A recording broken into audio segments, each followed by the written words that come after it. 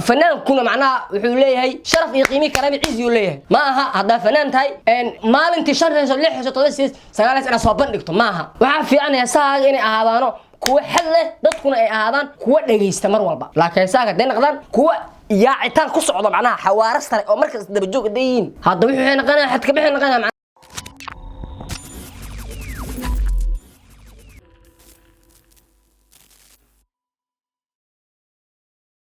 haddii aan nahay socdaal team haddii aan nahay inaan leenahay production inaan leenahay inaan anaga aan duubno aroosyada inaan duubno in aan duubno seminaarada inaan duubno in aan anaga macnaha aan leenahay macnaha wax soo saar inaan sameeyno xayisiinad qaasatan ka socdaal ahaan ayaa ku sameeynaa xayisiin haddii aad u baahan tahay haddii aad u baahan tahay aroos waa lagu duubaa haddii aad u baahan tahay seminaar waa lagu duubaa haddii aad rabto u baahan tahay zawiraad nooca rabto waa laga qaadaa lambar ayaan hoos idinkugu soo qorayaa lambarkaas aad nagala soo xiriiraysiin studioha waxa joogo halista production waa halista photograph waa wiil u carbiyeysan halista photograph waa wiil gacantiisu ay fadhido hadda muuqaalkan aad daawanayso waa nin gacantiisa ku fadhiisiyay aanada youtube soo fariistay la hadirtan haddii la duubayo muuqaal hayst iyo haddii la duubayo muuqaal caadi waa ninka iga duubo waa ninka aroosyada magaalada muqdisho kuwooda ugu waaweyn duubo waa ninka seminaarada magaalada muqdisho ugu waaweyn laga wacdo oo duubo waa haddii aad shalay u baahneed waxyaabo noocaasa waan ka qabtireena waliba aniga oo socdaal ee mas'uuliyadiisa saaranta macnaha haddii aad u baahato waxyaabo noocaasa lambarkaas aan kugu soo qorayaa teeda kale waxa jiro Facebook page oo aan leenahay oo halista photograph la yiraahdo page kaas booqda wixii macluumaadana xitaa page kaas waad ka heli kartiin waa maasantii kulanti wacan oo wanaagsan ee ahaantiin waa meel kasto aad iga daawanaysaan si kasto aad maqlaysaan si kasto oo guuxa wararkayga oo idin soo gaarayo waa anigoo ah socdaal super socdaal soo dhawaada markood mar labaad mar saddexaad caawa way ka duwan tahay caawooyinkii hore la soo dhaafay waxay ahaayeen caawooyin annaga nagu qiimo badan nagu qaaliya waqti annaga aan xuseyno caawa waxay ku beegan tahay caawo aan ka hadli doono waxyaabo xasaasiya kuwaas oo ah kuwa aniga isoo wajahin ugu horeyn waxaan u mahadcelinayaa ummadda Soomaaliyeed meel kasto ay joogaan marka labaad halkan caawa waxaan u soo fariistay laba fariin inaan uga diro ummadda Soomaaliyeed meel kasto ay joogaan qaasatan halkan waxaan u soo fariistay inaan u diro laba fariin dadyo kala duwan dadyogaas oo ah dadyo kunol magaalada Beerdhabo iyo dadyo kunol magaalada Galmudug waa mahadsantihiin boqolkiiba boqol waxaan leeyahay reer Beerdhabo sida qiimaha iyo sharafka iyo sumcadda iyo karaamada leh oo aad codsigiinu aad igu soo gudbiseen waan aqbalay codsigiina midda labaad waxaan leeyahay reer Galmudug idinkuna waad mahadsantihiin sida quruxda badan leh oo aad codsigiinu aad igu soo gudbiseen aniguna codsigiina waan aqbalay ummadda Soomaaliyeed dhammaan waxaan u sheegayaa in ay soo wajaheen laba arimood oo ah arimo xasaasiya kuwaas oo ah walaalahayga Galmudug oo la joogo sanad guuradooda 14 Agoosto ay nooga hersan tahay maalmo qor walaalahayga reer Beerdhabo oo ayagana ah walaalo igu qaaliya walaalo igu qiimo badan walaalo aan marnaba aan huri karin walaalo aad u qalbi furan boqolkiiba boqol jecel walaalahood jecel dhalinta in ay mar walba kor ay u qaadaan waxaan leeyahay codsigiinu uu isoo gaaray boqolkiiba boqol waan arkay waa daawaday waa fiirsaday fariimihiini waan arkay codsigiini waan arkay sida la ajligeed waxa go'aansaday in aan soo saaro hees una soo saaro Beerdhabo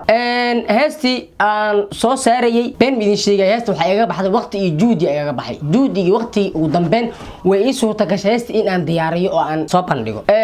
heestii markii aan diyaariyay oo waqti iyo juudiga ku bixiyay dhigooda ayagana reer Galmudug waxa ka diyaariyay ayagana sanad guuradooda hees ayaga ka hadlay sanad guuradooda juudi waqtigan ku bixiyay ugu dambeynna heestii Galmudug waa aan diyaariyay counter attack markii la gaaray waqtigii iyo munaasabad ahaan markii la gaaray soo bandhigida heesaha labada heeso waxa qorsheeyay heesta Beerdhabo in aan soo saaro oo aan soo bandhigo dadkuna aan la qaybsado bulshada Soomaaliyeed walaalihiga reer Beerdhabana respect iyo karaamad iyo xushmad aan u haayo aan u muujiyo dhul kasto Soomaali ay degto aanoo socdaal waxaan leeyahay waxaan u hayaa xushmad iyo respect gaar reer Beerdhabo ay soo hiray reer Beerdhabo waxaan leeyahay wallahi been ma idin sheegay qalbiga ay horeysan qalbiga waxaan idinsiisin sida aniga ay ku weynaa sida aan ku weynaa idinsiisin macnaha hadaladiina sida uu soo gaaray dhawaqiina sida uu soo gaarayo hadda telefoon naqan lahayd ee face to face ay noqon lahayd qaabka qoomaha iyo sharafta iyo ciisiga iyo karaamada mudan aad macnaha aad mar walba aad igu dhirigelinaysaan in aan soo saaro heestiina war maxaa ku heestaa heesteena socdaalow heesteena maxaa ku heestaa waa soo bandhigtay waa soo saartay TikTok ee wareegaysa maagsta wareegaysa heesteena maxaa ku heestaa ugu dambeyn waxaan qiimeeyay oo aan fiiriyay aan socdaal ahaan xaaladda macnaha walaalaheena Galmudug waqtigoodii oo soo dhow فنان كنا معناها وحوليه هي شرف يقيمي كلام عز يوليه معها هذا فنان هاي إن مال أنت شر لح تطلع سجالس أنا صابن دكتور معها وعارف أنا ساق إني هذانو كوا حلة dadkuna ay ahaadaan kuwa dhageysta mar walba laakiin saaga day noqdaan kuwa yaacitaan ku socdo macnaha xawaarasta oo markaas daba joog deeyin hadda wixii naqana xad ka bixin naqana macnaha okay sanad guuradii hadda galmudug waxa ka dhiman saad qiyaasayo 3 tolmood ina hees beedaba soo saaro hadda hees galmudug soo saaro ani ahaan macnaha waxay iga naqanaan wixii macnaha wax oo iska daba keen macnaha oo juhdi waqti aan ku bixin habeen iyo maalin soo jeedaa iska sameeynayo waa dareemi kartiin fanaankuna macnaha markii uu soo sameeynayo hees juhdi u gelina okay hadii aan isbuucan 13 maalmood labaas ku keenay macnaha waa zaid waay marka walaalahay reebadaba marka muhiimadiisa laga hadlaa muhiimadiisa warka in la fiican sax all right walaalahay reebadaba waxa leeyahay waa idin barya wallahi billahi tala waa idin jeclahay rabbi ya iloog waa idin jeclaa boqolkiiba boqol wallahi billahi tala waa idin jeclaa wallahi waa idin jeclaa wallahi waa idin jeclaa waa idin barya codsi waay raari naqda waa ballan heestiina waa soo saaraa laakiin waxaan hormarina heestan galmudug hormarina laakiin wallahi billahi talaahi reebadaba sida u jeclaha oo u xushmeeyo oo qiimo oo krime war ana cunug saqiir ah beedaba tagaaday asa madaxa leeysar kor lee qaadaaday waxay ahayd 2000 iyo koodi meel asaydaaday kor lee qaad kor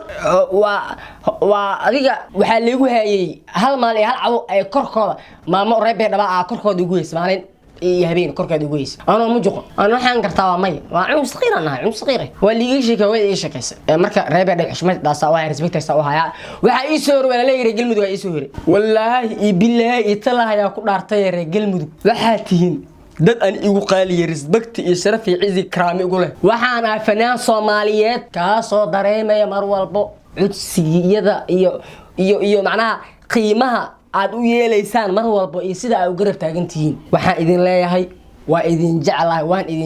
idin jeclaa boqolkiiba boqol jacayl ani idin qabo darteeda neesta u diyaariyay juudi aan idin kugu bixiyay markaan juudi waqtiga ku bixinayay isma leen galmudug lacag ka qaado isma leen galmudug ana sabaati ka diyaarso laakiin jacayl ani ku idin qabo waa hadaa dhaho waa kismaayo waa jeclahay hadaa dhaho beedaba waa jeclahay hadaa dhaho garow waa jeclahay hadaa dhaho boos waa jeclahay ma fanaanku meel kasta u jecel yahay macnaha xitaa shalay wuxuu garow jecel yahay shalay xitaa ma intuu jecel yahay macnaheedu maaha inaan macnaha meel gooni jeclahay laakiin والله بالله تلا دول Soomaali ee degto dhan waa jeclaa boqolkiiba boqol ballan iyo ahadin waxa ku qaado dhul kasta oo Soomaali ee degto in aan hees u soo qaado heestaasoo ayaga sharafkooda sumcaddooda kor u qaadayso waa ballantaas buuga la igu daray hore la igu sheegay okay reer galmudug waxaan idin leeyahay waan idin jeclaa boqolkiiba boqol waxa tiin dad igu qaaliya dad igu qalbi furan qaasatan reer galmudug waxaan leeyahay waxa tiin dad anigu hadii la xisaabay macnaha dadku diiwaanada buwaagta macnaha dad waxa jiraan qaarkood macnaha gala jiraan sax qaasatan idinku ahaan ani ahaan waxay ugu jirtiin bowga taariikhda waxaynu nahay dad mar walba Soomaali iskaga dhow waqtigu aad u culus yahay hadda ka soo qabo مثلا caawa waa farxad waxa la qaaday koobkii horseed waa naadiga aniga ana qiimi iyo sharafkii ciziga karaamada aan u hayo waa horseed waa naadi Soomaali hortooda in hor istaagaan dhahay wuxuu sameeyay hees baa sameeyay hadii koobka ay qaadaan waa bal fiiri bal dayab waqti cariirigiisa bal fiiri ayadoo galmudug ayoo beedhabo wixii ulama ay wada joogan hadana waa kan waa dadkii aan ka dhashay oo qiimihi sharafkii ciziga karaamada ugu lahay oo ay macaan familkii aan taageeray koobkoodii hadda la qaaday awalan markuu ugu horeyso waxaan leeyahay hambalyo horseed idin ilaabin waan idin maqanahay heesiiniina waa diyaar dadkay soo saaran tahay laakiin xoogaha yar waxa jiro culays iyo waxa jiro waxyaabo adiga waa dareemi kartaa ma okay laakiin waa idin baryaa iyo dulqaata oo Soomaaliyiin waxaan leeyahay horta waxa maanta waxa suurtagal in mar aan iscii waay waxyaabo in iska dhaxyaacin waxaan leeyahay hada hadal qalad afkiga ka aragtay waa ku barya codsi waa raali noqo waa idin barya Soomaaliyiin waa idin jeclaa boqolkiiba boqol idinka idin noola idinka idin jooga korkaas may dhaxa marooya waxa jeclahay in hawada tago idinka aan gaarsiin karo one love Soomaali Maxamed subscribe